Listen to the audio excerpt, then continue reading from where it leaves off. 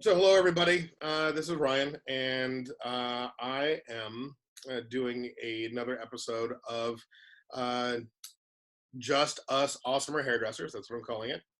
Working title, I'll probably change it at some point. And today we have Andrea, and why don't you give me a little history about yourself, Andrea, and then we can get into it. Yeah. Hi. Thanks for having me. Oh, of course. So I own a salon, Gilded Fox, in Portland, Oregon, and I specialize in naturally curly hair. I've been doing hair almost 18 years, which is frightening. And I've been specializing in curls for about 12. Okay. And I just reached this point where I feel like I want to offer accessible curl education for stylists, because I've been doing it, just slowly building my own team from within, training one assistant at a time. And I have realized that there's just not a whole lot of education out there that's just, that's very accessible and affordable for stylists, just for basic curl knowledge for cutting and styling. So I want to try to get out there and do it myself. Okay. And have you been in Portland the whole time, the whole 18 years that you've been doing hair? No, I was in Southern California before and moved to Portland about 6 or 7 years ago. Okay. Whereabouts in Southern California? I started in Orange County and then was in LA for about 6 years before moving here. Okay. Yeah. And then where are you in Portland? In Northwest. Okay. We're like off 23rd. Okay. Nice. 23rd and what? And Burnside. Okay. So do you know where the Urban Outfitters is? Yeah. Yeah, we're next door. Okay. I have a friend of mine that used to have a salon right around there. Oh, okay. Years ago. It could have been my space. It's been it's a salon for 20 years. So do you remember the name of it? It's been Cupcake Salon. It's been, which was a terrible name. It's been, what else was it? I can't remember the other names right now that it was, but yeah. I miss Portland a lot. Portland's a great city, great foodie city. It is. When did you move away?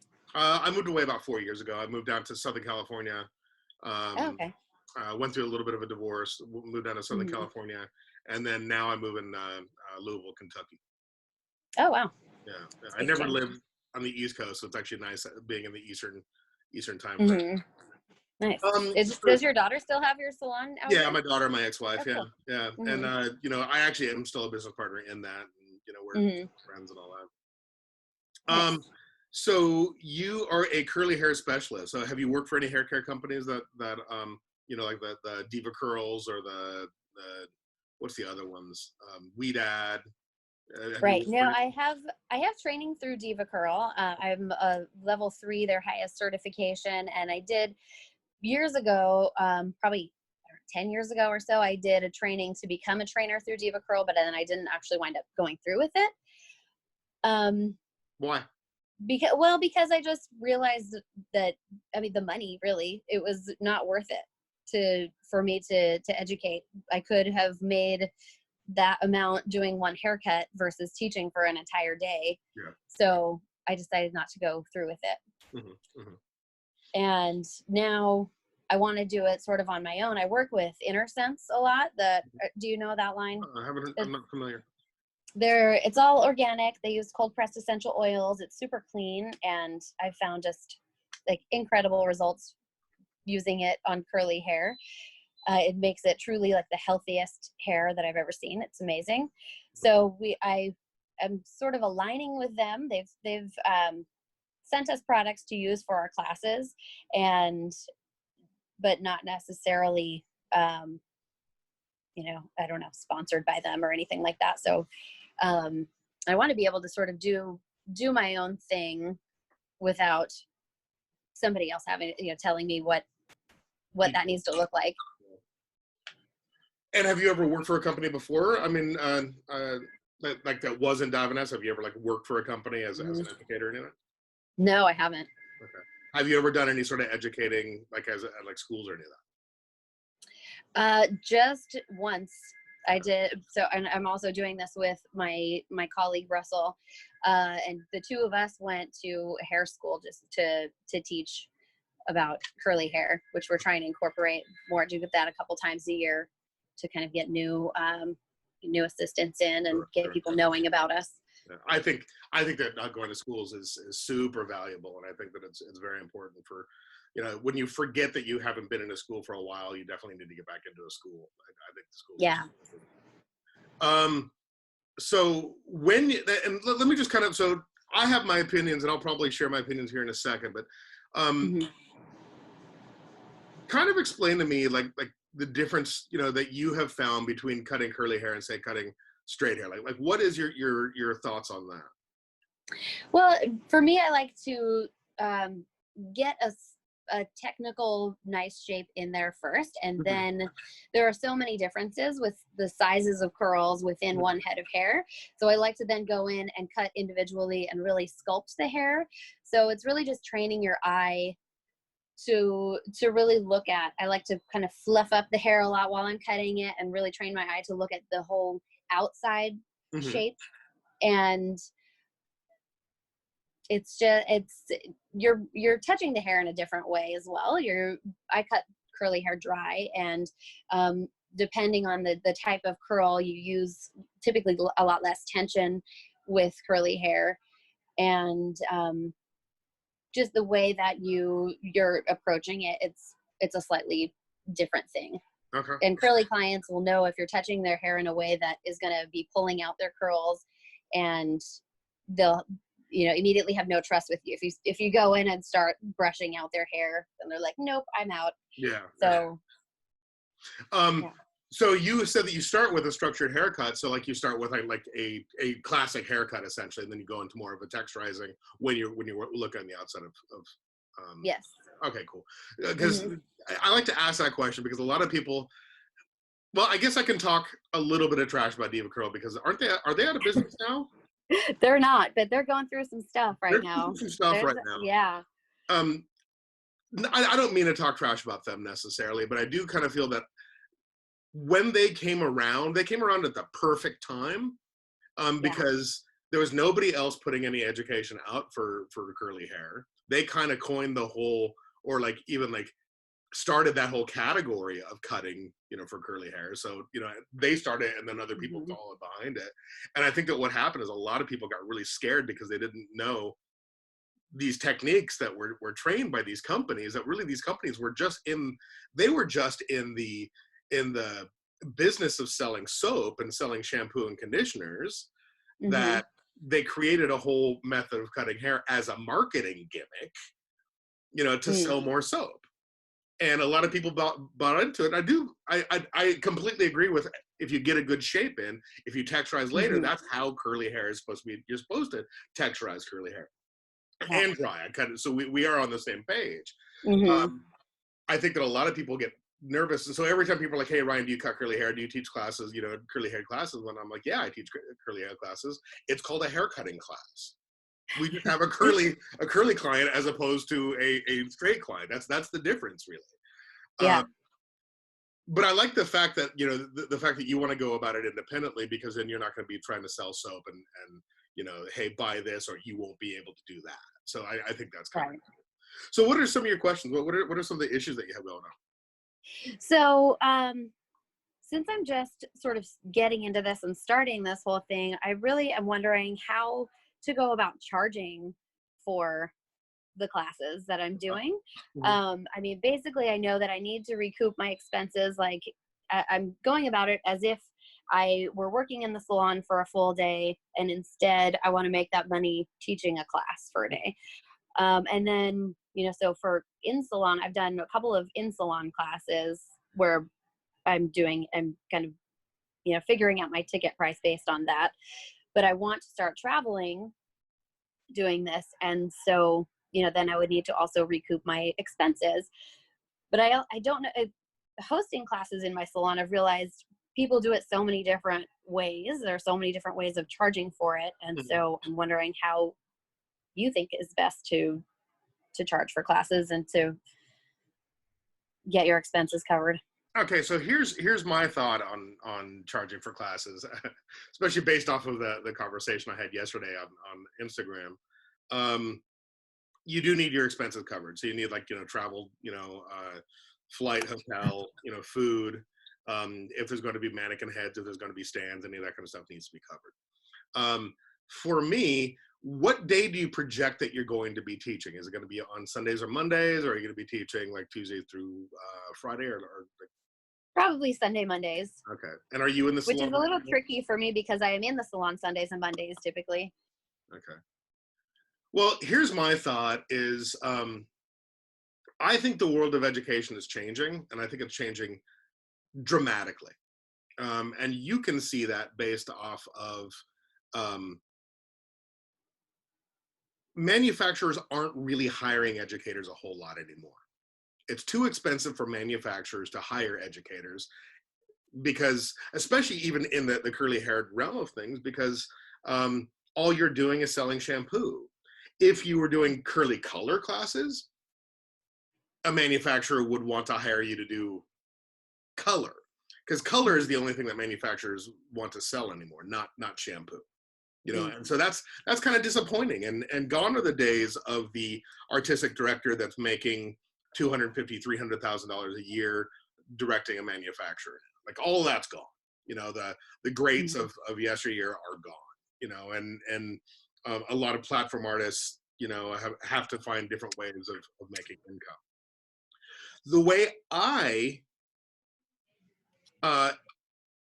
well, in the past, I used to charge based off of a day rate. So my day rate when I was independent, not working for anybody, I had about a $1,200 day rate.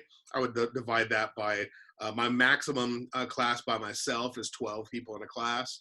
I won't do more than 12 people unless I have an assistant. And then for every assistant, I can add another 5. So that's always been my formula. And then I just divide my day rate by that, and then, you know, I'd add my day rate and then all the expenses, divide that by the 12, and that would give me my ticket price or what I needed to walk away with. Nowadays, I think, why do we want to charge the student instead of making our money somewhere else? The reason why is, so a really dear friend of mine, Gordon Miller, he works at Hairbrand. He used to work, he's a thinker in the industry. He's not a hairdresser, he's a thinker. He once told me that, hey, Ryan, he's like, if you want to know what's going to happen next in every industry, follow the porn industry. He's like, if you think about it, porn originally was not online, but they were the first to, porn is always early adapters. Right. So if you think about it, they were the first to start putting their imagery and videos up online. Then everybody else followed suit behind. You then had subscription-based places where, you know, you can look at like 2 images and then you had to put your credit card down and then you can look at as many as you want. If you look at it now, it's free. Everything is free online. Spotify has followed, right? You remember Napster was giving everything away for free, and then Spotify comes, and Spotify's doing it legally. Yeah. The way Spotify makes its money, the way porn websites make their money isn't the subscription from me, the consumer, it's the sponsorships on the borders. Does that make sense? So you had already said that you know, you have this company that's giving you some product.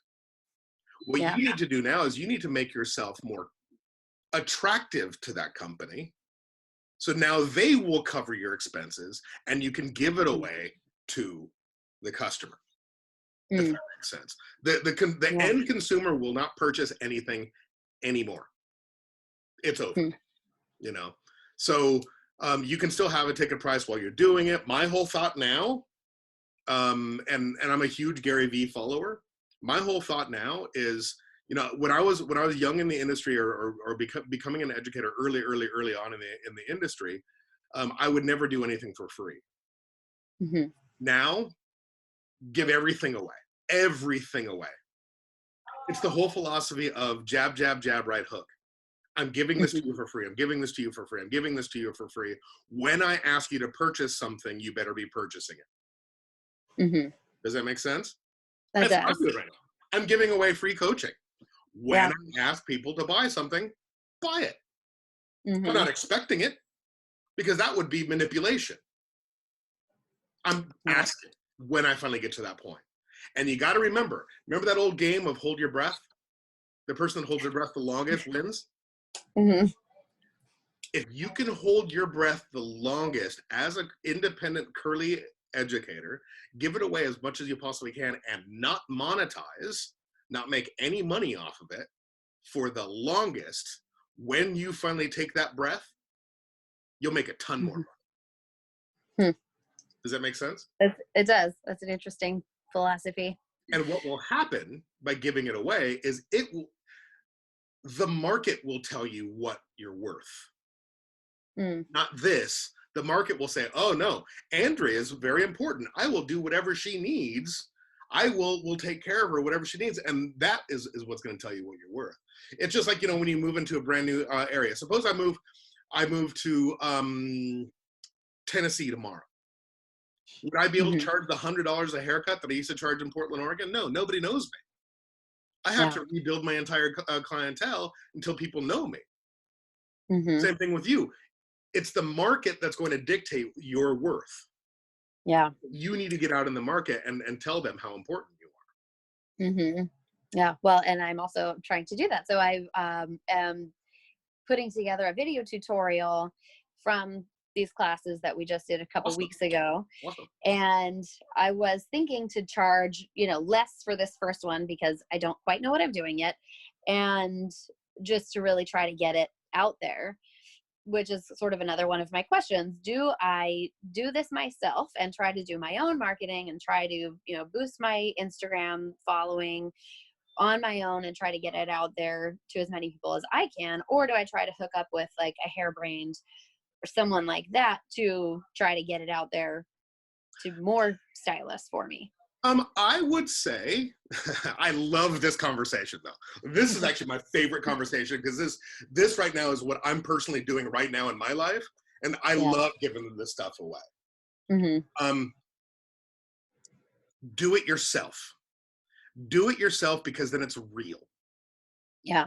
You can't hire your daughter. You can't hire a friend to post for you. You do it yourself, because then it's really, truly coming from you.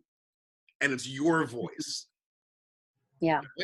You definitely need to be on Instagram. You definitely need to boost that Instagram. In fact, I'm not ignoring you. I'm looking up your Instagram right now.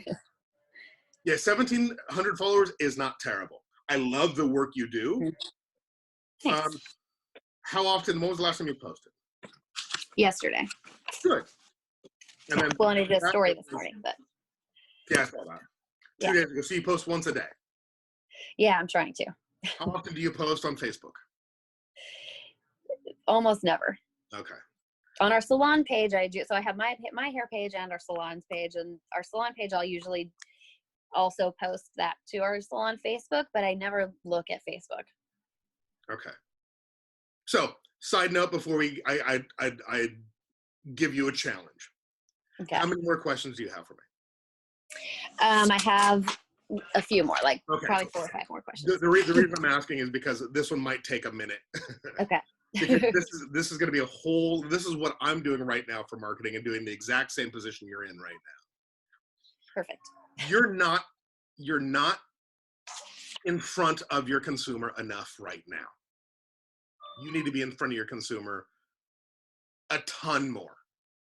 Yeah. You need to post for your education, your personal page, as well as your salon.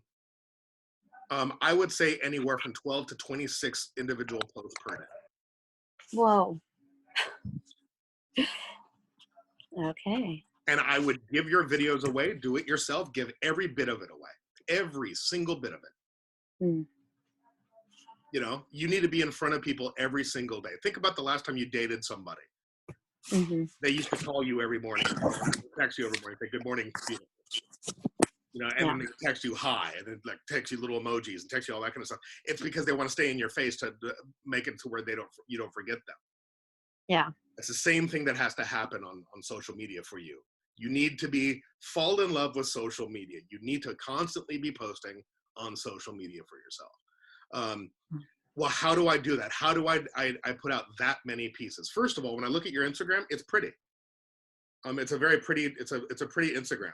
If you look at my old Instagram, it was pretty, right? Where I had like multiple pictures that were making up a large picture. I then learned BS. Nobody's going to scroll that far down your feed anyways. So why do that? Right? Yeah. My whole thing is I don't care what my landing page looks like at all on Instagram anymore. I just throw crap up all day long. Yeah. I think that if it was me in your position, I would go out and buy myself one of the cheaper GoPros. I'll actually send you a little a link on my Instagram. On Instagram, I'll send you a link of the little GoPro that I purchased. That was like less than $100. I would get a little, like one of these. Yeah. Put it up in your salon, and every single person that came in the salon that had curly hair, I would just turn it on, like have a little remote control, turn it on, don't even let them, see you doing it. And at the end of every single day, I'd probably chop that up into little tiny pieces and give that away as Instagram videos. Oh, that's a lot of work. It is. But I also have two little children at home, so it was not easy to dedicate that much time to social media right now. No. And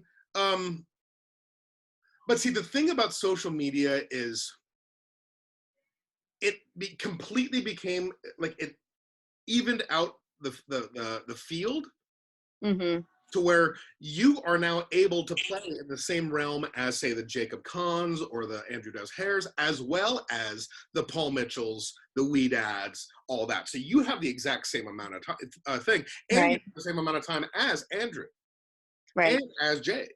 It's where you want to spend it. Now, kids are very important, right?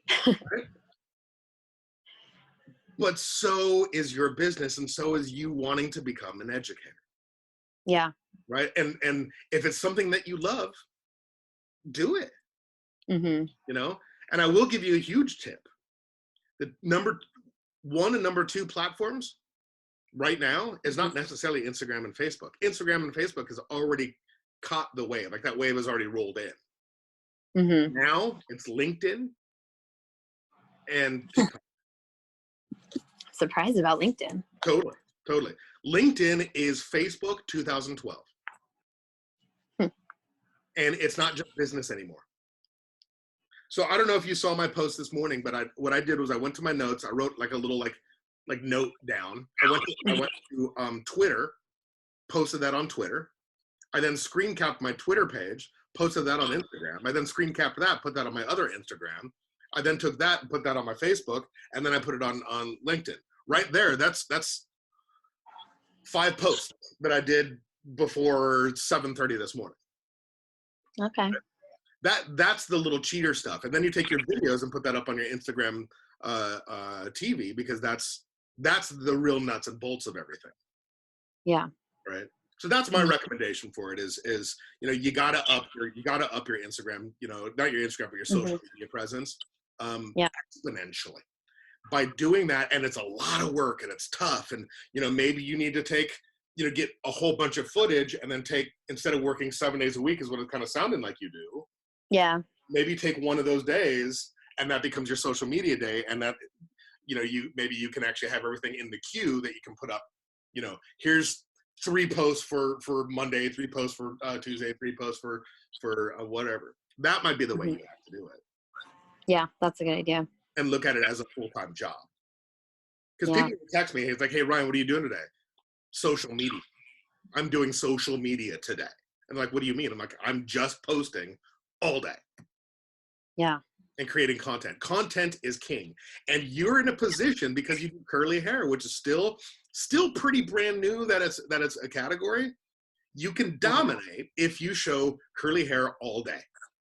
Yeah. Talk about curly hair. Dude, TikTok would be, I almost cussed that. TikTok would be amazing if you can figure out how to get people interested in what you're saying about curly hair on TikTok. Because if you think about it, it's all with like little girls that are on TikTok right now. If you can catch their attention, you'll blow up. Yeah. So that's my favorite. This is my favorite topic of conversation right now. I mean, people get like bored of listening to me talk about this. Did that help a little? Yeah, that helped a lot. Okay. Thanks. Good. Yeah. So what else you got? So I've been to plenty of classes, being from Southern California, with like snobby hairdressers that don't really want to learn from who's teaching, even if they paid to be there.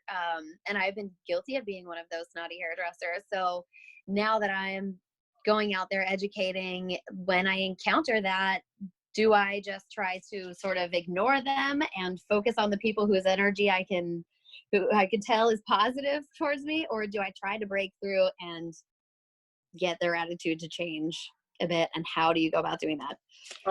So when I teach, because I teach a whole class on like presentation skills and platform artistry and all that kind of stuff. And that's something we could, go back and restudy via this kind of thing in the future if you'd like. Yeah, great. I love teaching that class. I give it away for free now. It's presentation skills are tough. But what I always tell people is, you don't want to be me on stage because that would be disingenuous. You want to be you times 10. So your personality times 10. So if you're funny, then you want to be like times 10 funny. If you're serious, you want to be times 10 serious, however you teach, right? So you got to amp yourself up to like 10 times more than you are behind the chair. And then when I teach in a class, I teach to the asshole. There's always an asshole in every single class. I teach to the asshole. I will ride the asshole until eventually, dirty. I will direct every bit of attention to that asshole. And what happens is, when you're in a class, I sometimes refer to some classes as vampires, where they don't give you anything back, where they just take everything. And at the end of the class, I'm exhausted. Yeah. That's if it's like more assholes than cool people. That's usually what happens. But I will look for that asshole. I will try and find whoever that is, play to them and try and get them. And then when they have drained me so much, I will then go back to the people that love me, get some energy back, and then back to the asshole. Mm. You already have these people loving you. You don't have to play to them. You have to get this person to love you, right? Yeah. So play to that person, and if you can get them to swing over to your side, everybody else is going to love you anyway. So that's the way I usually do it is play to that person. Sometimes you just can't, but most of the time you can if you pay attention to them. And when it happens and everybody loves you at the end, I refer to that as a petting zoo, where they're just eating out of your hand. I mean, like it's such a nice time when it does all kind of click over, and even the person that was giving you the grief in the beginning loves you in the end. It's awesome. Sometimes the person that you think is the asshole just has RBF, and they're not an asshole at all. Yeah. But yeah, that's my recommendation: is teach the hardest one in the audience. Okay. Yeah. So another question I have for you is: so I'm sure that teaching, educating is like everything, where you have good days and bad days, and when you feel like you're having an off day or a bad day, how do you sort of deal with that and get over that? That's funny. That's a hard one to answer. Not that I don't have the words for it. It's just that's a hard one to answer, because yes, there are bad days, and I taught 700 classes last year, just so you know. Wow. And so definitely there's bad days, and as energetic as I seem, and as upbeat as I seem, and as positive I seem, a lot of times, I mean, I am here, but I'm also here sometimes too. And I go through depression like everybody else, or I get sad, or I get angry, and all that kind of stuff. And when you're in class, you know how they always say, when you go to a salon, you leave your problems at the door. And you know how you really can't. I mean, like you take them to your client, you can't do it. When you're a platform artist or when you're an educator, you have to. You can't let them ever see you sweat. It's 100% imperative that your problems outside don't exist. So I have a character that I play, and it's not the real Ryan Teal. It's the Ryan Teal times 10. Yeah. I switch into that character, and all my problems outside of the salon isn't there anymore. Because that's the human being that's there, not the person that's emotional and dying inside and, hoping that, whoever I'm having the horrible phone conversation with is okay, or why does she hate me, or why does he hate me, or did my boss call me 2 minutes before me walking on stage and jump down my throat through the phone, right? Yeah. That can't happen. Right. For instance, like, I've been in classes before where, like, people are like, how come you never eat, hotel breakfast? Because when you're on the road, like, I don't eat hotel breakfast anymore. And the reason is because, like, a lot of my classes start at like 9 o'clock in the morning. By like 9:30, you start getting some rumbling in your stomach, and you're like, I can't go to the restroom. I have 2 more hours of class, right? That's why I don't do it, because, oh God, my guts, so it's, and you can't let them see you sweat. And sometimes you start sweating from that kind of stuff. So Yeah. it's imperative that you, that they don't see any of those flaws. I always tell people that all my classes look like a car wreck. I don't know if you've ever seen any of my classes, but all my classes look like a car wreck. It looks like I'm messing up 90% of the time. And the reason I do that is because when I do mess up, you didn't know. You know what I'm saying? Like, everything is always going smoothly, chaotic, right? Yeah. Even if it's screwed up.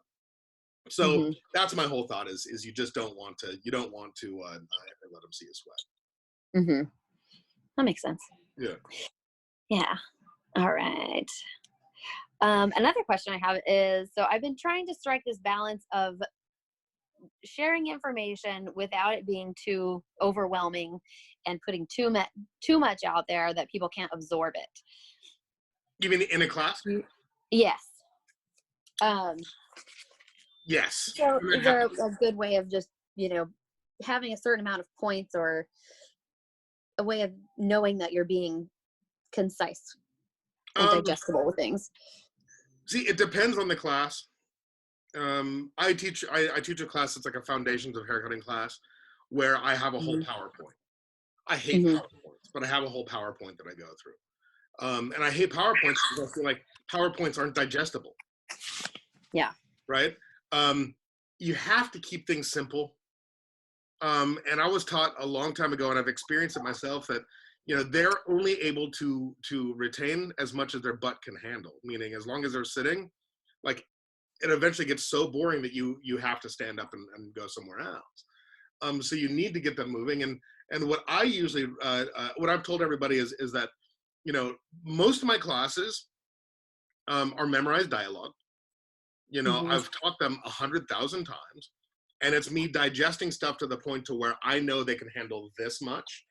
Next time they come back, if I notice that they've been in the class before, I'll give them a little bit more, give them a little bit more, give them a little bit more, until they have a whole bunch of knowledge. So I say in my classes, I have. It's kind of like, when Aerosmith shows up to a venue, they don't write new songs, right? Yeah. They're going to get on stage and play "Dude Looks Like a Lady" and "Walk This Way" and "My Adidas." Wait, no, they didn't do it on "My Adidas." But you know what I'm talking about. They're going to sing their hits. Find your hits and just sing those. Don't make up a new class for every single person. Just do the same class that works. That isn't too much. And what's funny is, when you gave them too much. Like, as you're teaching the class, you'll get, it's that one little point where you're like, yeah, this is boring now. When you start getting bored, they're a lot more bored than you are. Yeah. Yeah.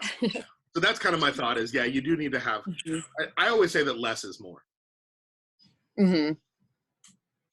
Cool. Yeah, that makes sense. I guess that's kind of it. Well, and I guess I do want to kind of go back to that giving things away. And then when you monetize, try to go big. So if I want to continue, my thought is I want to just keep putting out these video tutorials until I get better at them. So when I feel like I'm at a place where I can charge a good amount of money or better amount of money for them, then I guess, how do I go about doing know that when I'm there? Like, what? And how do I do that? Yeah. When you're too busy doing it. Yeah. And in reality, who's to say that you will ever monetize through the video? Right. You know, exactly. If something else will come from you making that content. I doubt you will ever make money off the videos. I think you should make 20 of them a day. Which sounds completely ridiculous. But what'll happen is that company that you're working with right now that sends you product and whatnot is going to be like, oh, look how much she puts out. She really is a star in curly hair. Let's go ahead and pay her. Then what they'll do is they're like, hey, can we put our name on the back of the videos? Can we have our product in the video? Yes. For $2,500 or however much you want to charge them. Don't worry about selling it to the customer. Because again, they're not going to buy it. Yeah. I will. Right? I will buy, because I'm actually looking at it right now. My studio is a mess. I've got close to 400 Tony and Guy DVDs, or not even DVDs. They're the cassettes, the VHS tapes. Because I'm a collector of vintage hairdresser education. I buy everybody's stuff. I'm the guy that you want in a class because I'm going to buy it that afternoon. But that's only me. There's like probably 5 other people in the country that do that. Everybody else, I really don't care about your stuff. Yeah. You know, and that's okay because the manufacturer thinks everybody cares about your stuff. Sell to the manufacturer. Don't sell to the consumer. Okay. Does that make sense? That does, yeah. Cool. So, do you have anything else? I feel like I should. So, well, I don't know. I guess like balancing. My issue with social media is like it sucks you in, and it's like meant to be addicting, and it posting more. I feel like I'm already obsessed with it and doing as much as I can with it, but maybe I'm just, working harder and not smarter. And I don't want it to wind up affecting my mental health with trying to be on social media all the time. Do you have any tips for that? The mental health of being on social media. I switched from thinking social media as being a pastime to it being my job. Now my mental health on it is like, I'm on it a ton, but as much as I would be behind the chair. Right? Yeah. So my mental health is good that way because I switched out of it being something fun. Now it's something I just have to do. That's it, period. I do think that there's a part of the mental health that I have recently come to like just not care about so much anymore. And I think that once you get that, it's a lot easier, is who cares about the likes. Yeah. Right? I don't post for likes anymore.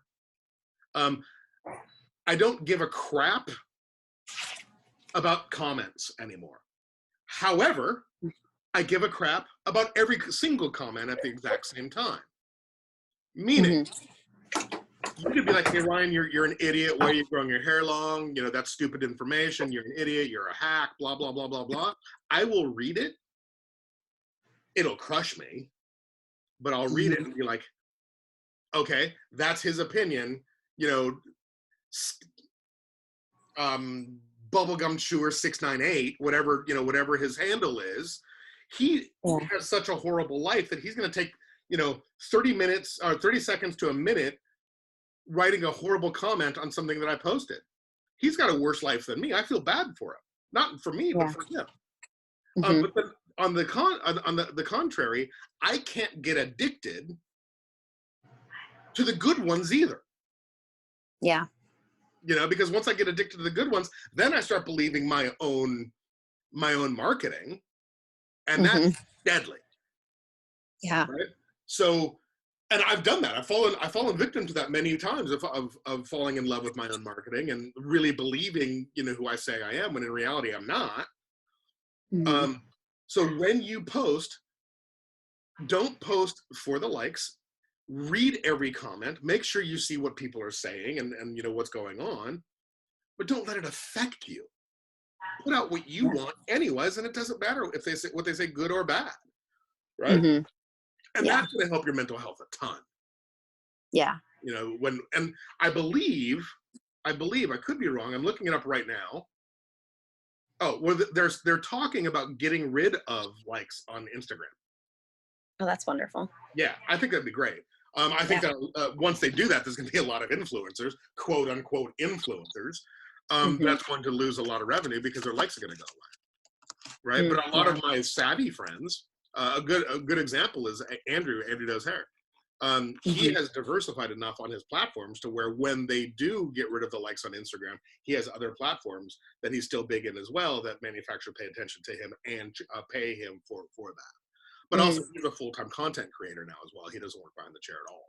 So yeah. See, I think that them getting rid of the likes will be a really good thing for all of us, because then we will stop. A lot of people will stop posting for likes and will start just posting good content again. You know, I'm so tired of seeing. I'm not going to pull up a picture because I don't want to offend somebody if I inadvertently pull up one of their pictures. But you know, the color pictures. You know, or every single you know picture look like like I go through my hairdresser feed, and every bit of it looks exactly the same. Like everybody just posting the exact same photo, and it's so friggin' boring. And they're just posting for likes. They're not posting what they like. You know. Yeah.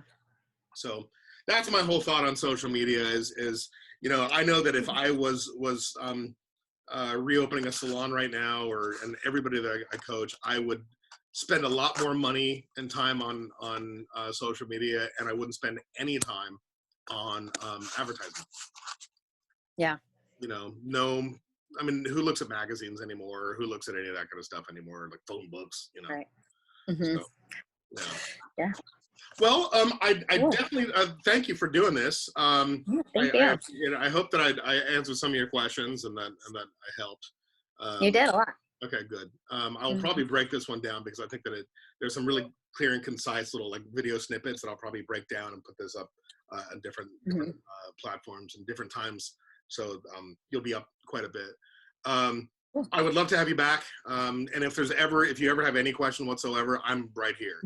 You're more than welcome to message me. And people are like, well, does that mean I can bug you? Yeah, actually it does mean you can bug me. You're more than welcome to bug. If I don't get back to you, it's just that I'm busy. I will always get back to you. So, and what I'll also do is I will be bugging you. Oh, please do. And at the bottom of this, I will, I'll put your Instagram handle.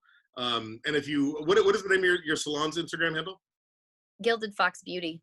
Gilded Fox Beauty. I'll put that down there as well, and so people can follow you based off of this video. Very cool. Yeah, and good luck.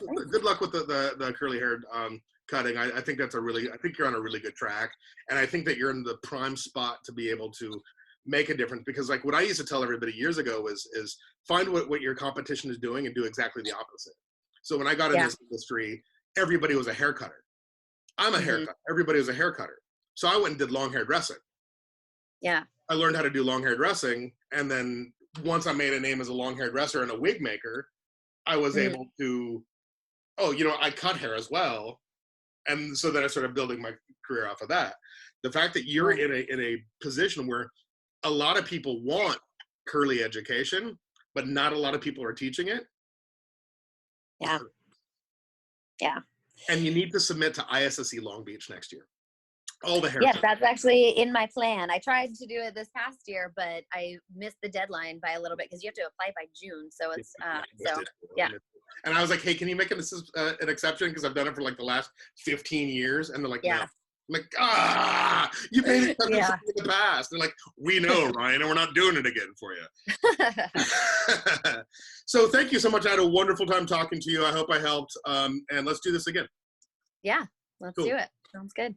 Okay. All right. Bye. You don't have to hang up. Okay.